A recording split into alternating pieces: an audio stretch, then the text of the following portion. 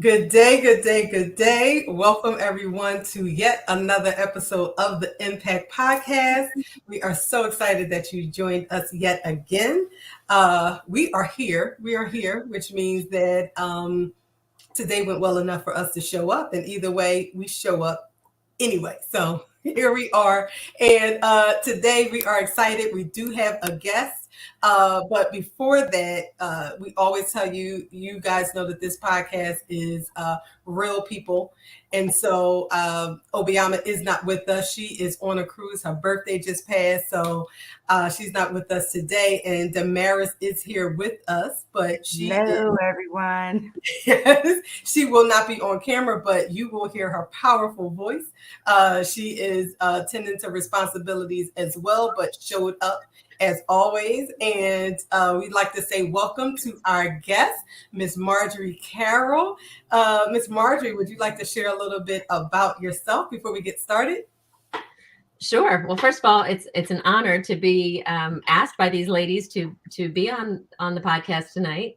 I am a newly preschool director only since January, so it's kind of all new to me. I am a retired teacher of 31 years, taught in elementary school in New Jersey, so it's kind of a completely different world for me, and I'm living it, and I'm trying to make it work. And you are. So it's so interesting, guys. Definitely not trying. She is. Exactly. When we first had this conversation, it was like it was interesting because you started sharing stuff, and we were like, oh, retired teacher. Oh, didn't even know you were that new of a director. I had no idea, and so I thought it would be a perfect opportunity for us to be able to kind of get that backstory, because I think we hear about the teachers who retire and then we hear about new directors. But to have all of that in one, if you could please give us a little bit of a backstory on you taught for 31 years. What did that look like just from a teacher perspective? Because we don't get that a lot. So I think it'd be for everyone. Well, I started right out of the gate at 21, and I taught in the same school for actually the same district for 31 years. I taught 1 year in one school, just getting my foot in the door. And then I transferred to another school in the same district, and that's where I stayed for 30 years. And I loved it. I mean, I really, really did. I got my master's in developmental reading. So reading was really my niche, so to speak. That's where I kind of found my footing. I loved being able to teach young children who were struggling in the reading process, to get them to that point where you could literally see the switch flip on. And it was like, And I used to say to my fifth grade parents when I taught fifth grade, I would say to them very confidently at back to school night that I know many of you are sitting there thinking, my child just hates to read. And I said to them, I can guarantee you by June, your child will love to read. And it wasn't a matter of would they be able to or could they, but they would love it. Right now, I'm currently tutoring right here in Queen Village, a second grader, and he came into it with the same thing. He couldn't stand to read. It was like he was going to go to the dentist and have a tooth pulled if his mom asked him to read. And she just literally told me about 2 weeks ago that he said his new favorite thing is reading. So it's that bit of it that kind of brings me, joy in the end. But yeah, that was kind of my experience. I did a lot of different things in my 31 years of teaching. I was a second grade teacher for 13 years. I was a fourth grade teacher, fifth grade teacher, reading specialist. And for a few years, I did intervention and referral services, which is the process. It's kind of the bridge between regular ed, keeping them out of special ed. So how could we remediate them within the classroom, building on the strengths of the teachers? What resources could I help them to get to kind of help this child where they were at? So lots of things, lots of different things. I also went back to school again. Oh, did you? And got my my principal certificate and my supervisory certificate, as well as my reading specialist certificate. So I love learning, and I like to pass that joy on to others. Awesome. Oh my goodness. Wow, what a what a background. That's an amazing background. And I taught in the same school my children went to that school, so it was kind of nice, through 5th grade to have all my girls I have 3 children.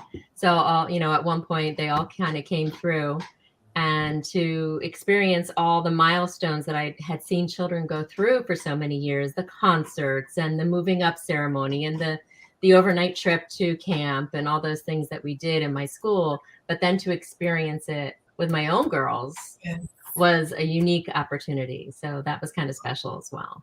I love it. I love thinking about, because I know we talk a lot about reading, and you mentioned so many words that popped out, right? Like reading, when the light bulb went off, kind of that moment where it went from I hate reading to okay, I'm reading to I love it.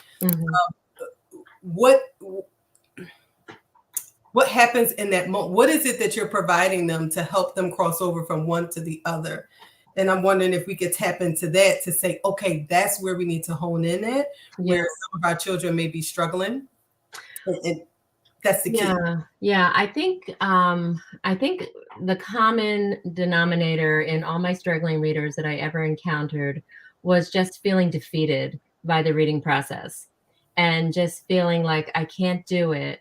It's so hard for me. Why should I bother? Any of us, we're going to hate something that we don't do well. We're not going to want to persevere at it. But yet with reading, you have to, and it often, it broke my heart to have kids say, I hate this. Not just that I don't want to do it. I mean, it was always, I hate this. And so, I kind of just look at it, well, I knew I had the tools to get them to the point where they could feel more confident. And I think that was the key. You just have to give them little successes, let them see that they could do this. And then if they can do this, they can do this. And you build on those little successes and celebrate those small moments. And then before they know it, they're reading, and they're reading with joy, and they're reading with comprehension, and they're choosing to read as a fun activity, and I think it's all about just empowering them, giving them the tools, knowing that if you get stuck on a word, it is not the end of the world. Just dig down deep into your tool bag, pull out what you need, and you got this. And just building that confidence. And I think that really was the key to helping my kids learn how to read. Can I interject here for a minute? I want to say, Marjorie, I found a passionate, devoted teacher like you in my life when I was very young. And I wasn't the best student. I hated math. And a teacher, and I was always in trouble, always. I went to 5 to 6 different high schools because I was thrown out of every high school. And I found one teacher, she literally devoted, like really spent her time with me into trying to connect. And then all of a sudden I realized, wow, I'm pretty good at this, math. And she gave me the courage, which was there the whole entire time. Like the skill set was there, right? It's me finding my way. And, sometimes, and that's why I'm so passionate about what I do for a living. I want to be that person for that child, right? I want to be that person that child remembers in the future as an adult and says, Mr. Maris helped me get through this. And this is why I'm leading to where I'm at today. And do you have any students like that actually that have come back to you and say, I know you mentioned one of the students that likes math. Now, I think likes reading right now. You was talking about, but have you had a student come back to you and like a professional right now, and you're like, yeah, that's nice. I made that happen. Yeah, yeah. Living in the town where I taught, and we lived there for over 20 years. So I would very often run into previous students. They were either working at a local food store, or, we'd be on the ball fields or wherever. And I often had both students and parents come back to me with that. Or we'd have students who wrote letters when they were in high school. Part of their writing project was to send a letter back to an elementary teacher who made a difference. Kind of another cool thing we did is we went to a camp. We took our fifth graders to a camp. We used to go 2 nights, 3 days, and it was really a character building, out of your comfort zone, trying things, in the woods where, some of these kids never been. And we passed journals around, and we had the kids every year write in a journal. And at the end of the weekend, we buried the journals under a tree. And then the next year we would dig up those journals and we would read aloud from previous years. And so we did, I went, except for when I was pregnant or giving birth, those 3 years that I had my girls, I went to this camp with our fifth graders for, I probably did it for I probably went 20 times. So, like I said, I went almost every year. And so you'd read these conversations or these comments that the kids would make. And I realized I wasn't just making a difference in their reading life, but they would be like, Mrs. Carroll was down at the bottom of the tower and cheering me on, telling me I could do it, and not just me. I mean, there was, all the teachers the teachers who went on this trip had a passion for children and their growth in all areas, and more so their personal area than academics. Yeah, we were worried about academics, or we were encouraging, and obviously teaching. But for me, I agree, Damaris. I think it's about coming alongside a child. I had my first principal that I had for many, many years was, he was a great person to grow under. And I'm talking about me as a teacher. And he said, even your most difficult children, find one thing, yes, they might drive you crazy. They never turn in their homework. And yes, they're always calling out. And yes, they're always fooling around. And they're never listening. But find one thing that you can treasure about them.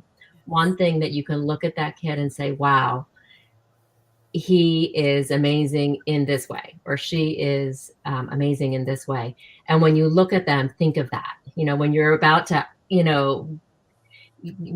get frustrated or whatever, think of that one thing. And so I always, even with my struggling readers, I would think of, how can I validate them as a person first? And then we'll deal with the reading one step at a time. Like I said, build those successes. And before you know it, it's all about relationship. For me, it's all about relationship. Agree. And both of you are reminding me about what I saw with my mom, the years, right? So even before I came into childcare, everyone like Miss Linda has been doing this for 40 years now. But as a child growing up in a home that had a childcare program in it, and then being with her years later, and you have kids walking up to her who are no longer kids anymore, remembering, the hot meal, I remember when you taught us how to hook latch was a thing years ago, like all of these memories. And that's what I remember. So when it came time for me to have the opportunity to partner with her, I didn't know childcare in regards to, I had never been a director before, but what I remember were those relationships and what I saw in the interaction between that child and my mom, who she imparted something in their life, and I wanted to be a part of that. And it was like, I love that, and I want to continue that on for other children and families, because like you're saying, that very thing is what will impact someone's life for the rest of their lives, right? Someone who showed them I can in that one area, it was a ripple effect in every other area. And now I feel like I can do it if I just apply it. And so That's the power I feel like we have every single day, just being in children's lives and families' lives too, because we have parents who also they come in and they share their successes. I have one parent who went back to school, and I will never forget. She came in and was like, Miss Aaliyah, oh my god, it was really having a hard time. And when I was like, well, we can sit, get your calendar, we're gonna figure out how we can manage stuff. We're gonna get it together. And I saw her and she's like, Miss Aaliyah. It was a different Miss Aaliyah this time. And she's like, I got a 97 point something. I was like, there we go. It, everyone needs that, whether they are, one, whether they are 80, like we all need that. And so I love that you share that. And I think it's a perfect segue into asking you about what made you retire. Right. So we all know, right. There was a love and you taught for 31 years. Yeah.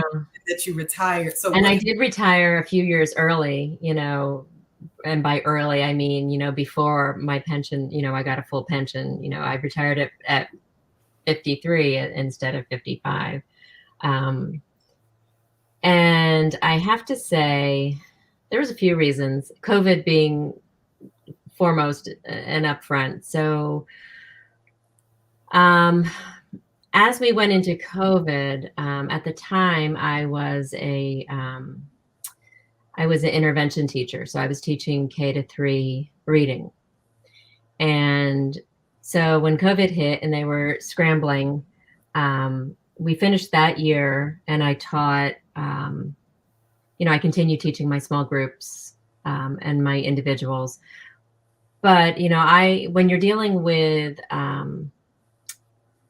we were dealing with a different demographic at that time. So there was a range of demographics in the town where I lived. And I found that my struggling readers they weren't consistent in getting on the Zoom and attending class and doing what they needed to do. And that was discouraging.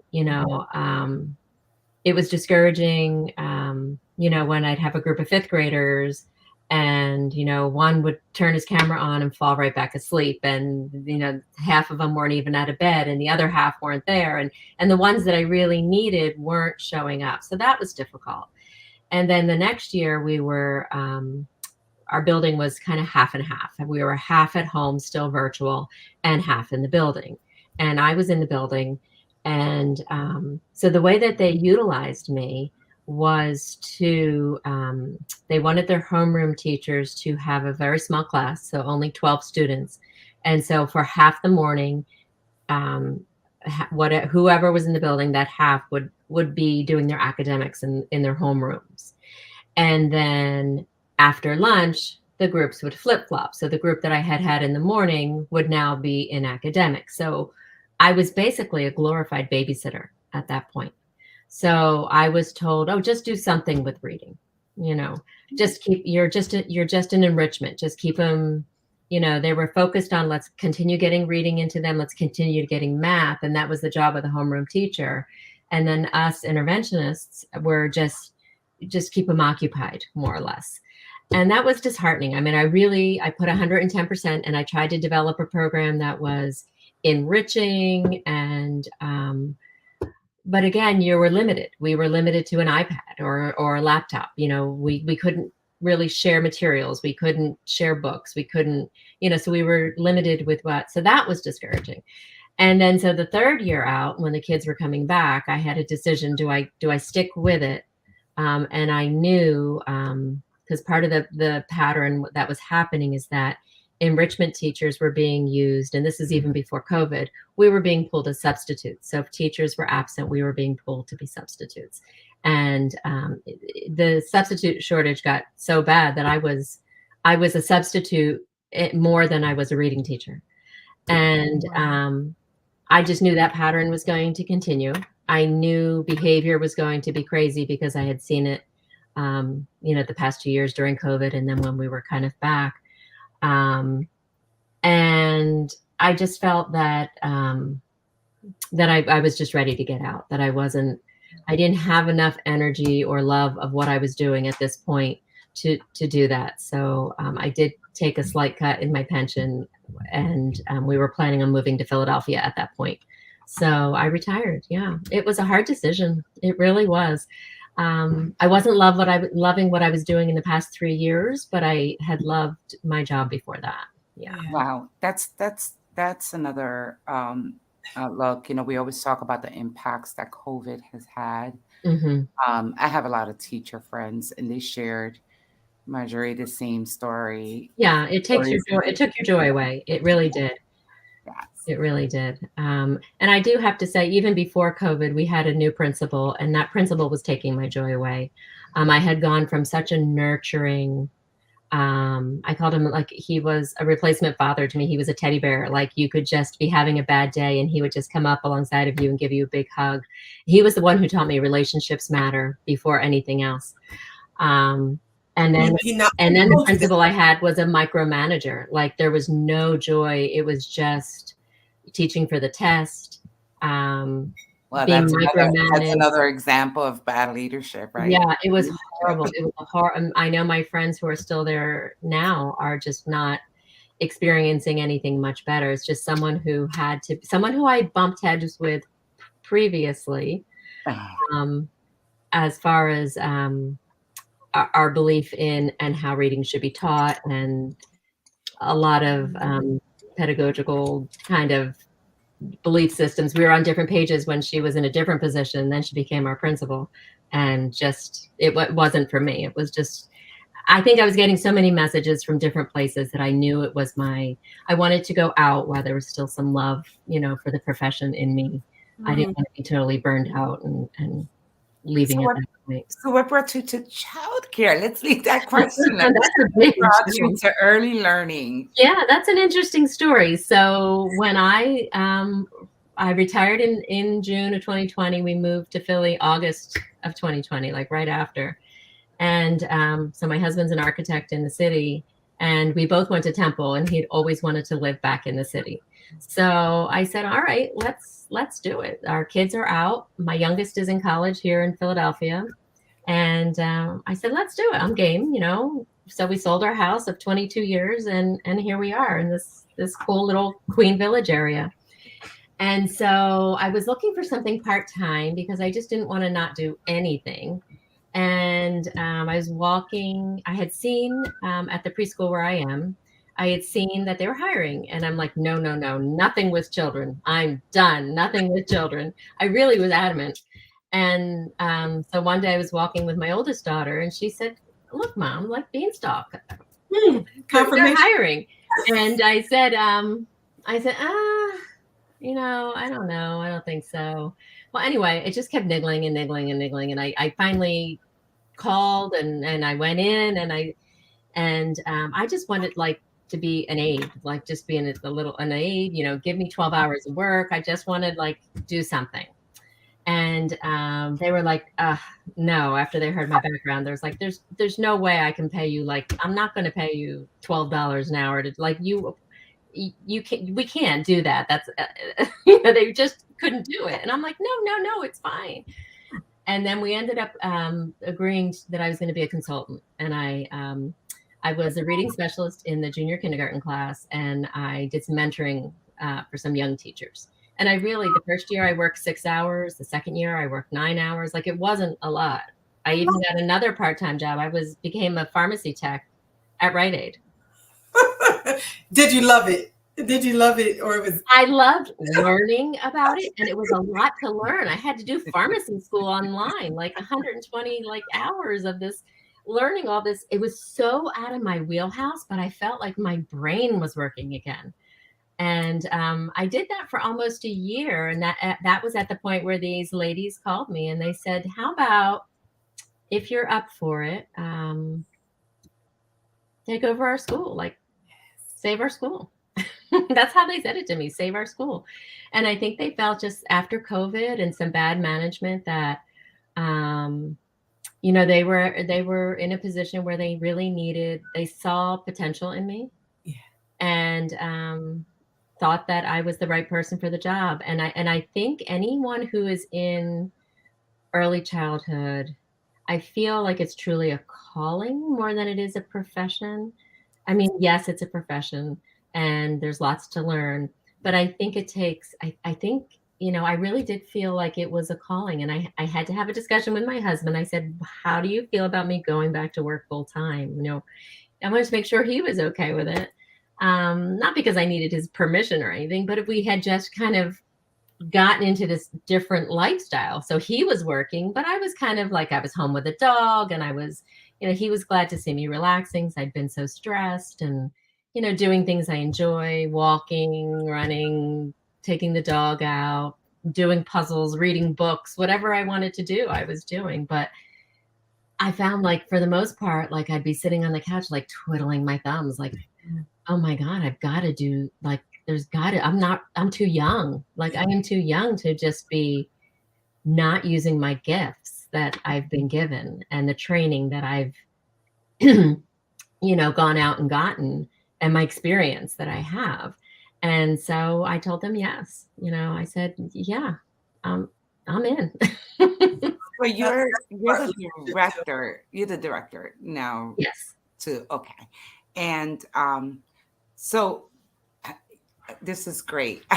This is so much great. So you went from teaching for 30 plus years, Yes. you're a reading specialist, getting your principal certification, retiring early, living your best life, moving to Queens Village, Mhm. and just walking by and saying, let me go into childcare, and Yeah. then doing pharmacy. That is a story to tell. And Yeah. now Yes. you're a full-time director. As a brand new director, tell us a little bit about that.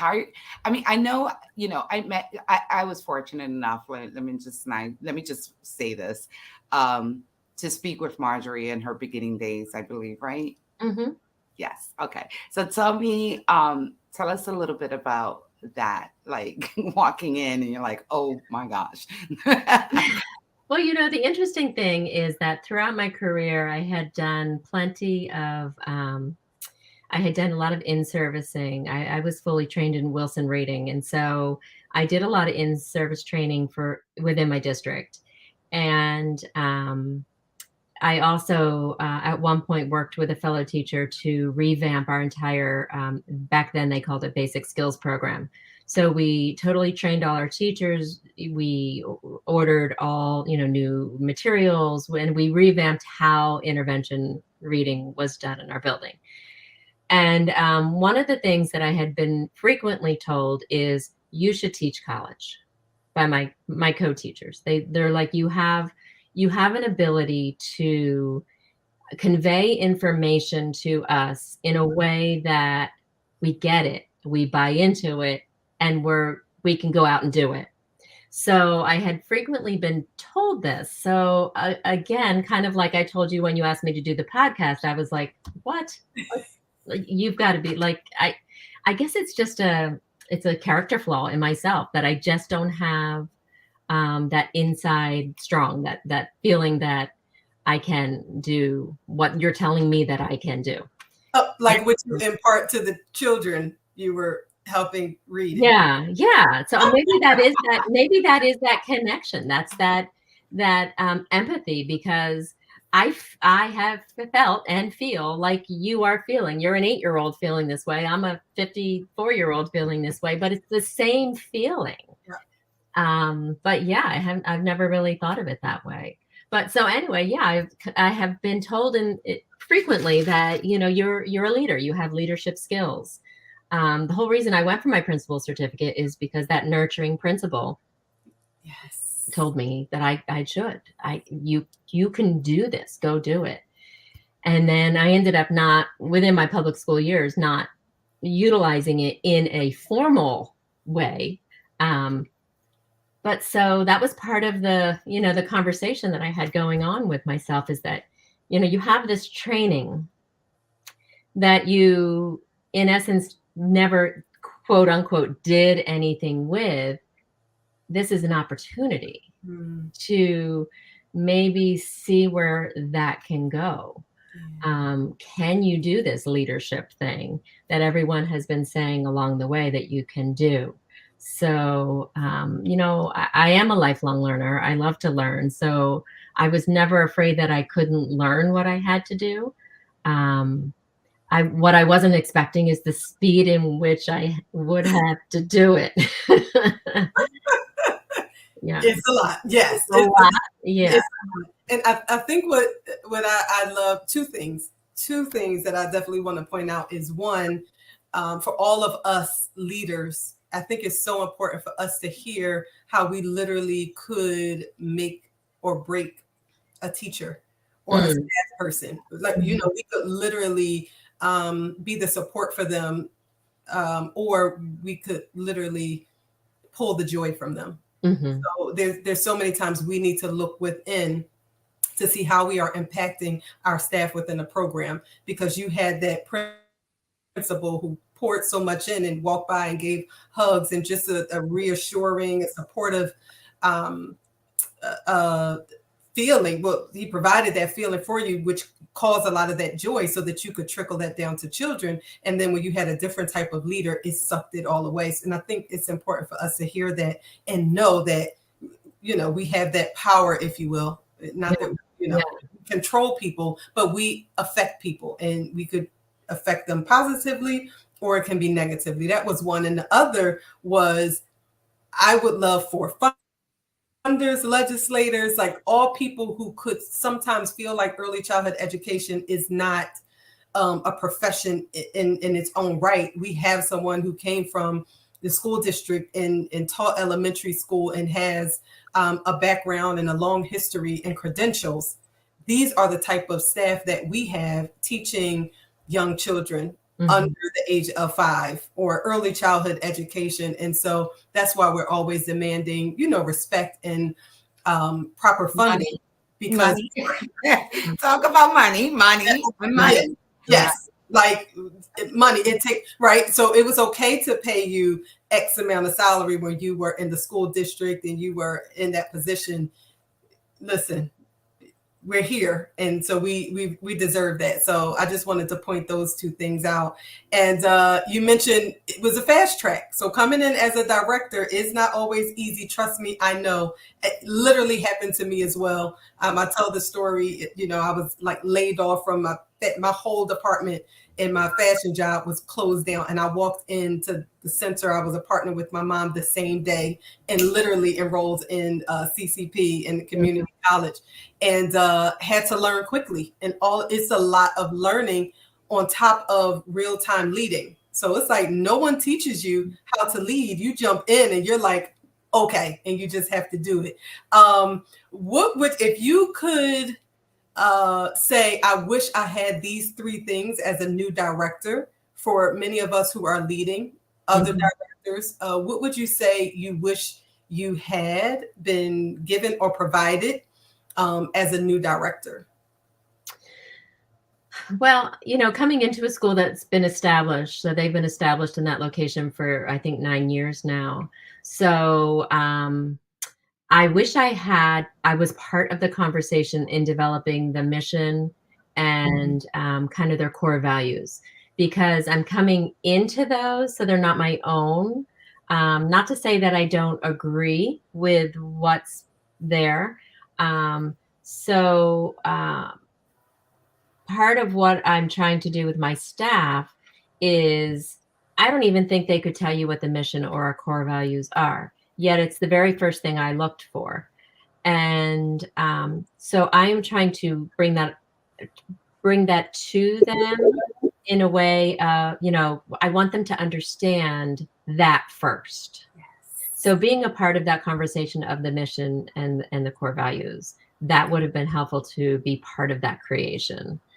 I also would have created it with the staff, not create it and serve it to them, but let's what are we all about? So that would be number 1. The second thing would be to have had a say in the people that have been hired. So I think I mentioned that I really think that being an ECE teacher is a calling, and they're certainly not in it for the money. because the pay is terrible. But It's a good word for it. just being part of. I have other words for it, but I'm Yeah. That's a whole podcast. Yeah, this PG. It has to be clean. But yeah, just having it, because I think there would be a certain person that I would be looking for. So if I've kind of taken this mission, and I've taken this vision and these core values, you're looking for a person who kind of fits in that. I think, as we've talked in the cohort, there are certain things you can teach. I can teach them to use creative curriculum. I can teach them to take anecdotal notes. I can teach them to be prepared for a parent conference or to set up their centers. I can teach all that if I need to. But there's a certain person that you're looking for. You're looking for an energy. You're looking for an excitement. You're looking for, someone who takes pride in and loves what they're doing. Like I loved what I was doing all the time. So having more of a say, and I think over the years I will, but just coming into it this January into now, that's been part of my struggle. I think I've taken on, I'm such a perfectionist, and I do 120%, in my job.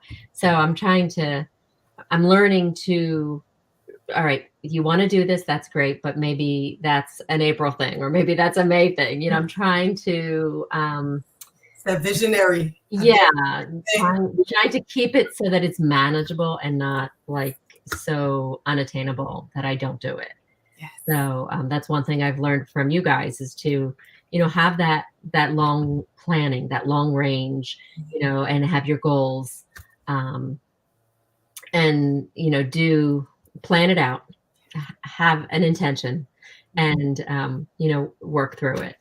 I'm not going to change, Rome wasn't built in a day, and I'm not going to change this preschool in 3 months. So just having the patience and the grace with myself you'll get there.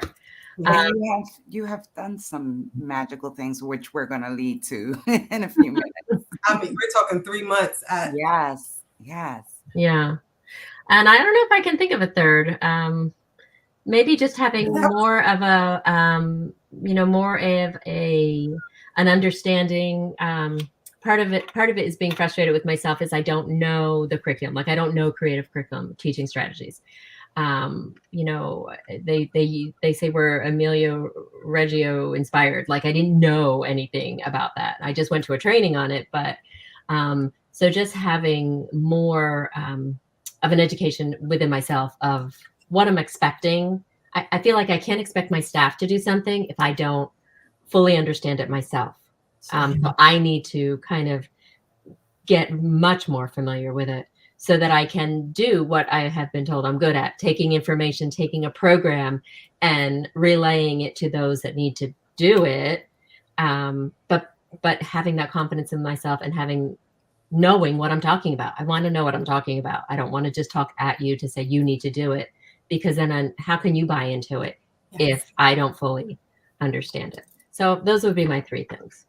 Oh, that's great. And the one thing that came to mind, and I'm always saying that, especially when we're talking about hiring, being in a hiring crisis, sometimes in the industry, we're quick to kind of hire the body, but something you said that made me think about how I approach it too is like hire the character and teach the skill. Because like you said, you get that person in, and they do great at lesson plans, but they are not a team player. And it's really difficult to maintain the culture that you want in your program. So I think that's something that we really need to think about despite the staffing crisis, right? If we want someone long-term who can really bring positivity and we want them to stay. We want good character, and we want someone, like you said, fit the culture of the program. That is huge. So you pointed out so many of those foundational things that we as business owners in childcare really have to constantly think about are those core values, the work culture, and the people we hire. And from there, all the other stuff, we can develop it. We can have time to learn the curriculum, but we can have a great curriculum, but if we don't have good people or the right people, we're constantly, we're redoing it over and over, and we're wondering why we can't move forward is because we're stuck with the wrong people. So that was great. That was, and it's something that Aaliyah, you're very familiar with. When we say it all the time, hire slow, fire fast. Mm. that's it. That's it, right? Because you can have some exceptional employees, and that one employee is going to mess the whole entire thing up. So, there are times where you literally have to hire, that's something we pride ourselves in our organization. We bring them in for interviews, second interview, and then we're like, let's vote this person in. If one person saw a flaw, we hold that vote. We don't go ahead and be like, oh, well, let's hire, right? It has to be unanimous decision. And I don't care how desperate we are. I would go into a classroom before we hire the wrong person. Yeah. Honestly. So, and I wanted to mention that Marjorie is also in one of our students in our exceptional bilingual fellowship leadership program. So I know that happened. You joined very early on, right, in your 3 months. How is that? Has the program been able to help you make connections to your new role? Oh, absolutely. I mean, we'll talk about things in class, and I'll spend, if we have a Saturday class, I'll spend Sunday like, how can I implement this on Monday? Absolutely. I mean, I have my shout out wall up, and I can't. I have to, again, with everything else these days. I end class like my brain is like, out to here with, and I have to kind of sift through it and think, what is most useful for my school at this moment. Yes. And put that in the planning phase, and kind of keep the other things. I'm praying that after May, that life will slow down, at least through August. There'll be some breathing room once we get through this Keystone redesignation process, and I can go back and look through, everything else, and between the class and going through this process, and I'm realizing, oh, well, we need to do this. Like the one thing that I realized the other day was, we really should have an annual review of all our policies and all our procedures, and like things that haven't been done. And I feel like I don't know what I don't know. And so one thing this class has taught me is that you need to know this. This is important and this is important. So it's putting everything on my radar, and I can get back to it. Just kind of taking it day by day, month by month. It takes me back to something you said that you taught your students, which was, you've got it. Just when the time comes and you need to use it, go back in your toolbox and grab what you need. Yeah. And you describing yourself, it reminds me of myself, because I'm a visionary. So I constantly have these idea moments. Oh my goodness.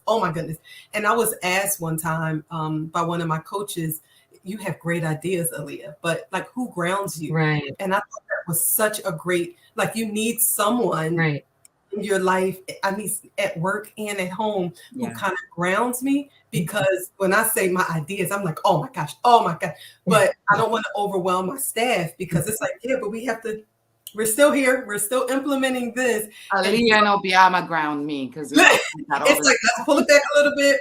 And so we always talk about environment. We talk about environment, which is why we love our community, our EB. I love our exceptional bilingual leadership fellowship community, even our like friendship community. Like the people you surround yourself with is so important to be strategic, so that you also have someone who can ground you and help you, kind of sift through ideas, because it is a lot of information. And to be a director, depending on how everyone's structure is, sometimes it's just you.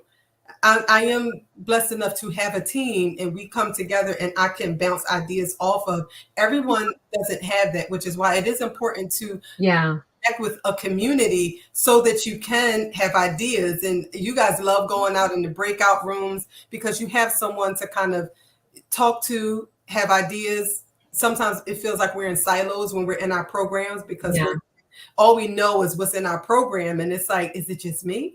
So I definitely suggest, all of us to have a community, someone to ground you, someone to bounce ideas off of, to share when you're frustrated, and Yeah. Well, all the of group has also been very supportive, and it's almost like having a set of cheerleaders, like you're like, yeah, you can do it. You're doing awesome. And I'm like, okay, I can do another week, so it's been very supportive in that way too.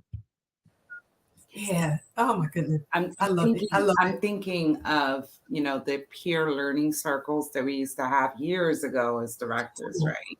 Yes. Especially after COVID, we all felt, or I felt, let me just speak for me, alone, Yes. right? Like we're going through this by ourselves. And Aaliyah and I sit on a few boards together, and we're in other circles together. So it's really important for me to be able to be with people that was going to help build me up. Yes, we're going to talk about, the staffing challenges, but we're also going to talk about what we're going to do That's it. to get over that staffing challenges. We're going to talk about finances. What is it that we need to do? I remember having a conversation with Leah. I think this was years ago, and I was like, "Girl, let's pay our mortgages." Let's do mortgage. So Like I think she perked up and it was like, let's talk.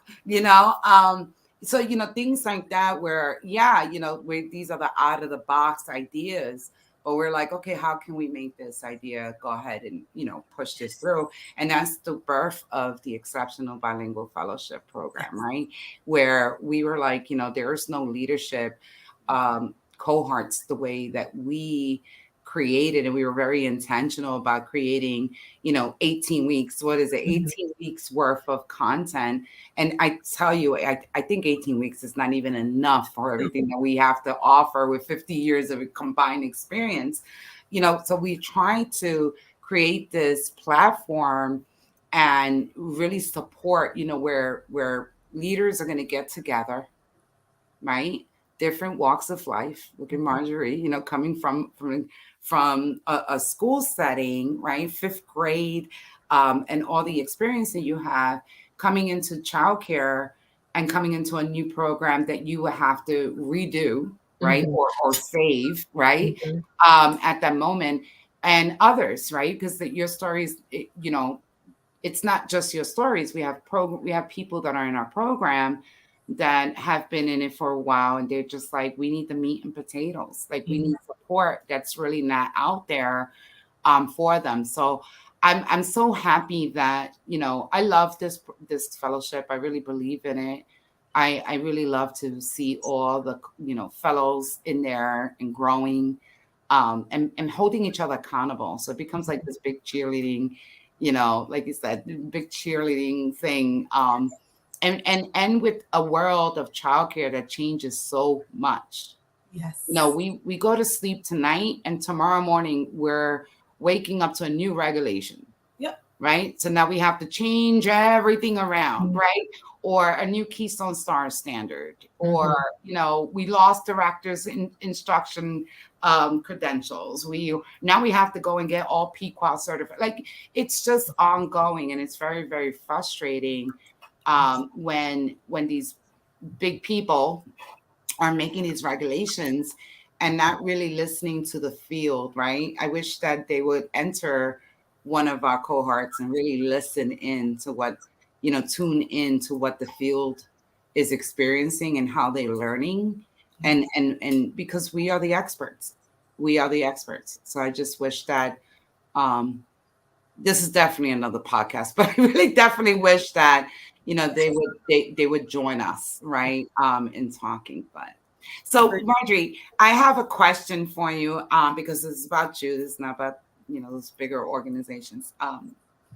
I so what have you implemented in your 3 months at this new location as a leader that you're very proud of? and that's working? What have I implemented? I've implemented a few things. My biggest conundrum right now is, like you said, there's all these standards and different things that have to happen.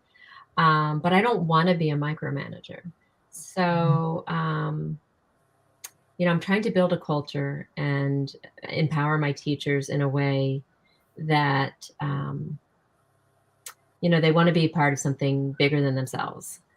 And I think the thing I'm most proud of is that there's been you can definitely feel a difference when you walk into the building than you felt before. And I think, I've gotten some pats on the back by teachers who have, said how much they appreciate the professionalism, the transparency, just being told that you have to do A, B, and C, like they were so in the dark. But I have to say one of the other day, I think it was one day late last week, I had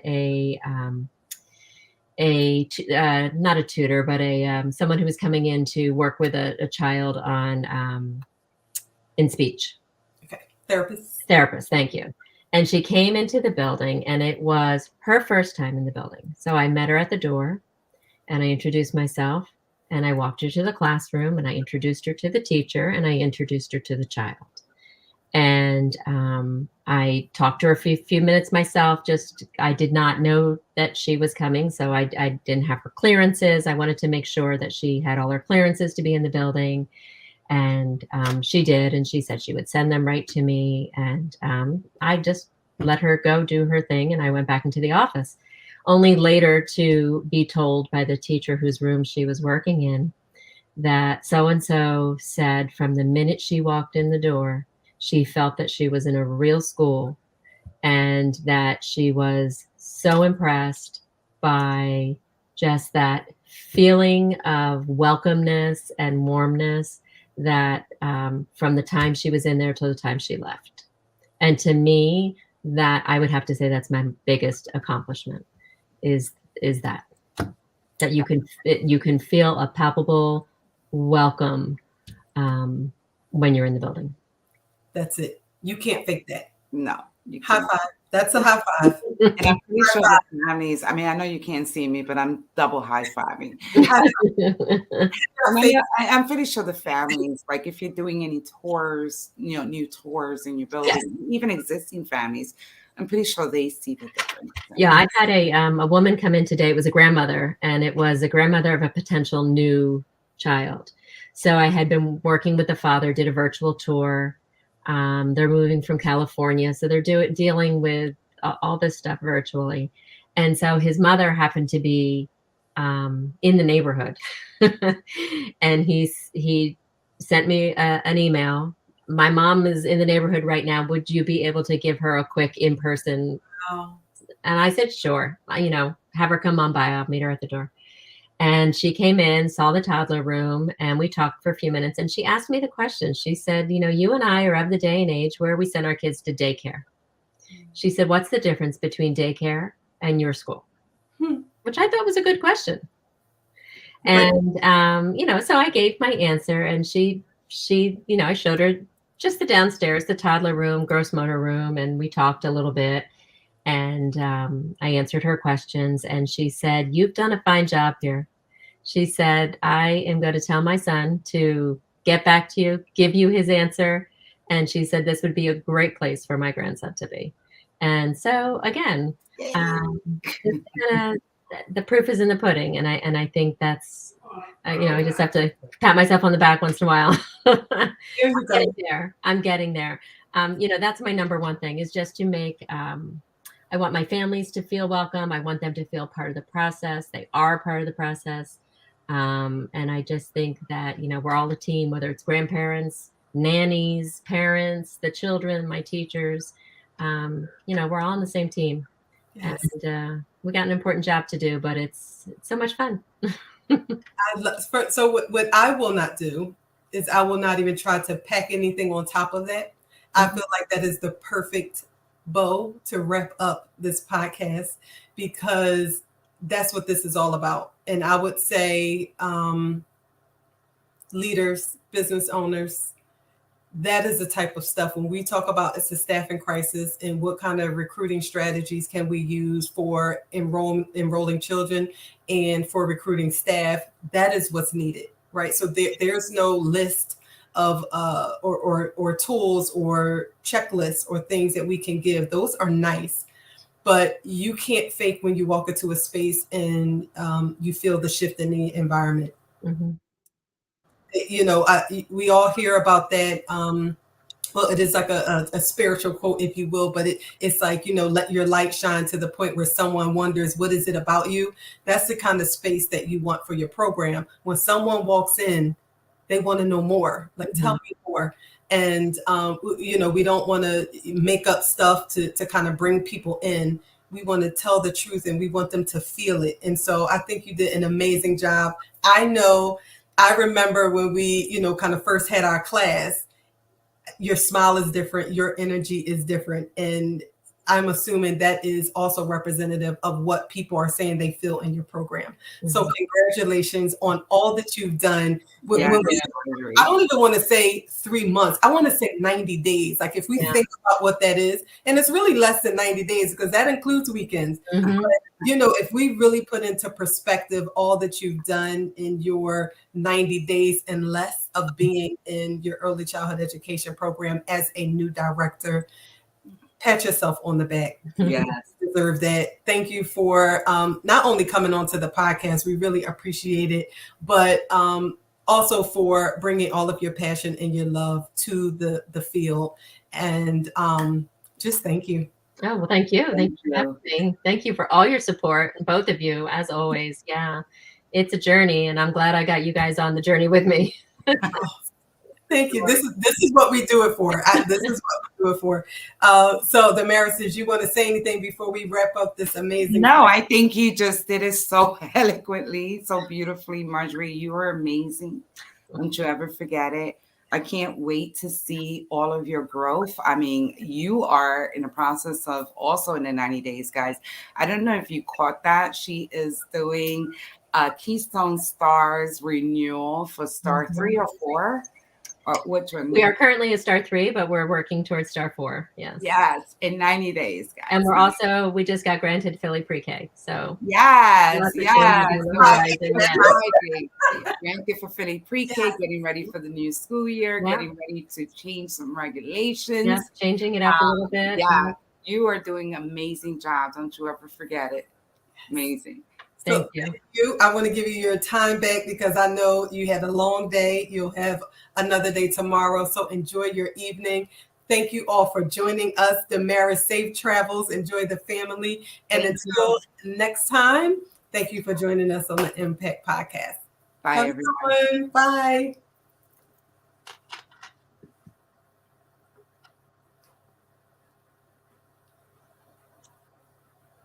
I can't hear.